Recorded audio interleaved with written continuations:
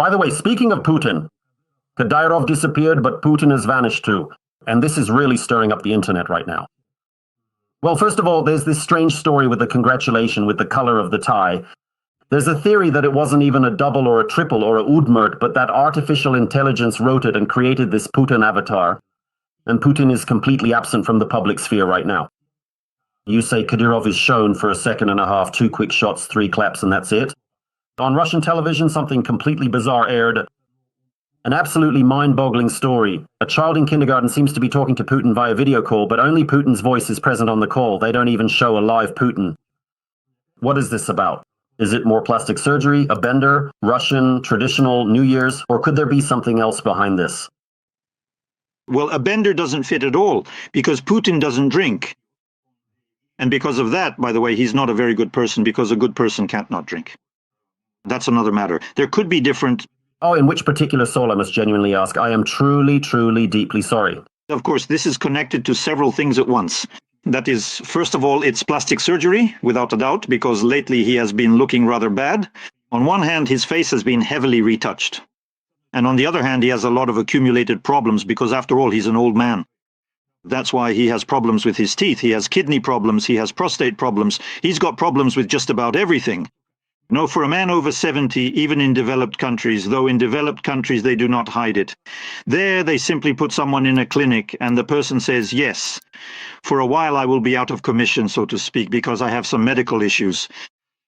But Putin can't show that. He's supposed to be eternal. He doesn't even wear glasses, for example, even though his eyesight is really bad. They print things for him in large letters, all that sort of thing, and so on. And he wears contact lenses to look younger, because he thinks that if he puts on glasses, people will say, that's it, he's an old man, and so on. Although when he walks, it's already obvious to everyone that he's an old man. In other words, his walk has been that of an old man for a long time now. That is, it's already been... several years, like an old man on stilts. And we've discussed this with you more than once already.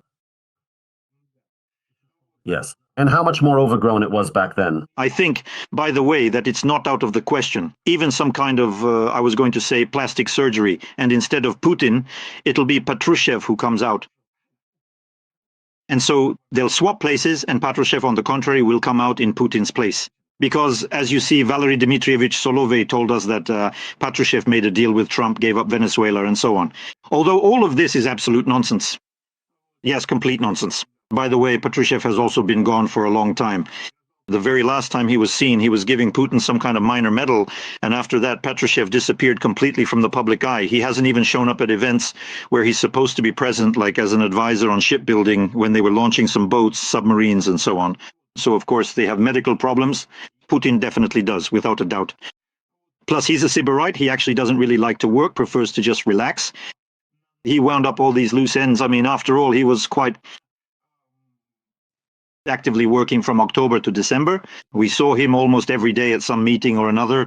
One particular day, he conspicuously puts on a standard supermarket worker's smock and then proceeds to meet with the high-ranking military officials. Subsequently, he travels to a different location where he delivers several important speeches articulating various significant points or other relevant statements.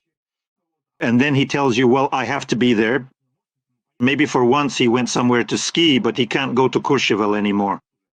So he went somewhere else. He can't even go to Sochi, he's afraid. So maybe he went to the Urals, somewhere like that. Well, I guess we'll be seeing even less of him now because, let's be honest, phobias. He already had more than enough of them. But even more were added after the Venezuelan operation, which even the laziest person, unless they were the only one who didn't discuss it, but I want to discuss it, did it add more fears for Putin? I think so, because Dima Medvedev, whom we've already mentioned, served as a vivid indicator. I can even quote for you what this perpetually drunk creature spewed out. Look, he said that after the events in Venezuela, he could imagine a similar scenario of a leader being seized in other countries, specifically Friedrich Merz. The abduction of that same neo-Nazi Merz could make for a great plot twist in this carnival-like series. At this point, there's little left that can surprise anyone. There's a certain degree of realism here, Berger and so on, and then he started throwing around threats mixed with insults. What do you think? Did the Kremlin even flinch at what happened in Caracas? Well, in particular, characters like Medvedev and Putin. I don't think they flinched in the sense that they might be kidnapped. Trump isn't planning to kidnap Putin. Why would he need to kidnap him? He can always be summoned to Washington. He'll always be ready to go anywhere Trump tells him to, just like he rushed to Alaska when Trump told him to. And besides, after all, Medvedev didn't just randomly write that nuclear weapons are a deterrent. He immediately wrote that this is something you can only allow yourself to do with countries that don't have nuclear weapons. As for states that have nuclear weapons, they don't fall under this category. These are the 5 permanent members of the Security Council. They have the privilege of veto power at Security Council meetings, but also the privilege of not being abducted by competitors. Here I really think they have nothing to fear. They're different. It was a blow because, you see, Valery Dmitrievich Solovey claims there was an agreement, but in reality there was no agreement at all. That's exactly the problem for Putin and his entire regime. Trump simply took Venezuela from them without giving them anything in return. In other words, he just took that piece away from them. And there is no agreement at all, like you let me do as I please in Venezuela, and I let you do as you please in Ukraine. No way, not even close. On the contrary, that's exactly what it's about. So they're in shock that Trump, such a bad guy, just took a juicy piece from them, and Venezuela is a huge prize. It has the largest proven oil reserves in the world. That's 300 or 305 billion barrels. Potentially that can be extracted. Plus next to Guyana, where the United States is already making their presence felt as much as they can. So, plus Venezuela is a large country in Latin America, and above all in South America. It's a very symbolic thing because they killed Cubans there, and the Cubans howled about it. So they held a mourning here. They said, you see, we've been trampled on and so on. In other words, basically, Trump told them bluntly that you could be next. Though it's not interesting with you because there's nothing to take from you. Cuba is an absolutely impoverished country, which has been decaying for many decades because it used to just leech everything from the Soviet Union. And when the Soviet Union disappeared, well, Russia, by the way, Putin's Russia gives them very little. And Cuba itself used to be a real tourist gem. In other words, it basically has nothing else except its tourism potential. But in order to become a tourist paradise, you need to completely redevelop the entire coastline.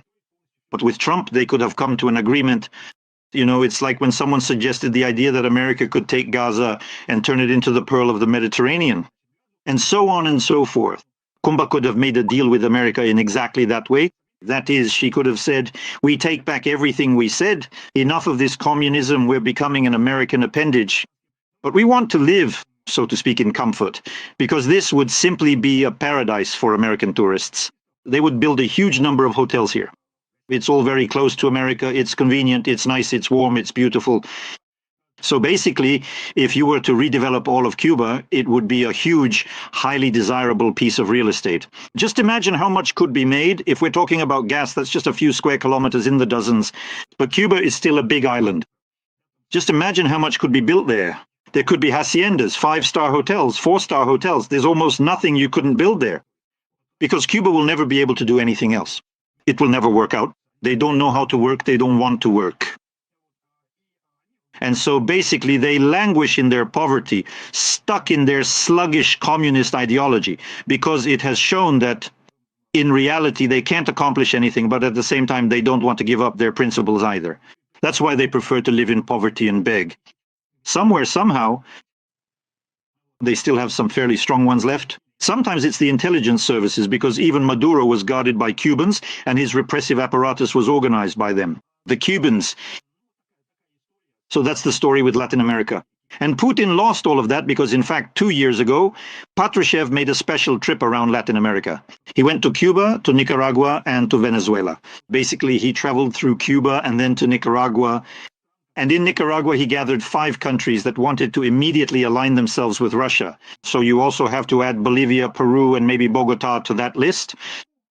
And basically, they claimed that the Russian Federation should control Latin America in defiance of America, in defiance of the United States of America. Under Trump, all of that fell apart. All of those. So Patrushev's wet dreams, well, Patrushev himself hasn't really been the main ideologue for a long time now.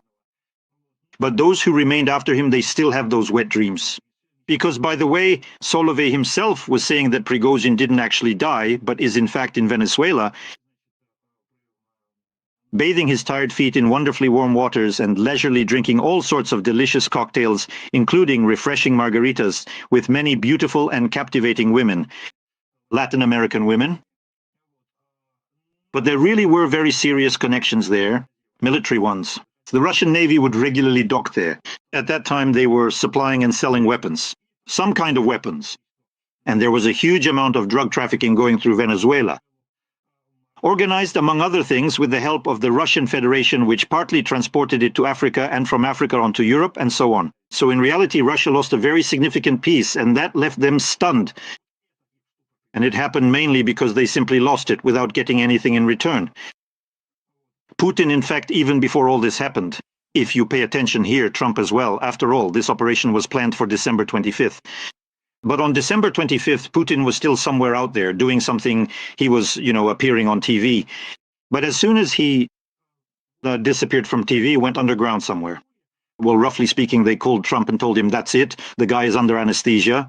And he said, well, so shall we go ahead? Then we'll move the start of this operation to January so that Putin can't do anything, because God forbid, if he could somehow, well, I don't think he would have gone out there to storm any barricades or started saying something to Trump. But you see, on the other hand, he didn't even comment on it. He hasn't even made a statement anywhere in writing yet regarding the situation with Maduro. Vasily Bensi spoke on his behalf at the Security Council. He said that all of this is a violation of international law, which indeed is a violation of international law. There's no doubt about that. But it's another matter that Vasily Bensi himself should have been asked, where were you when Putin attacked Ukraine? Because that's just as much a violation of international law. And if you're for international law, then get out of Ukraine, return all the occupied territories, and then maybe we can talk with you about whether we will stand in solidarity with this same Maduro.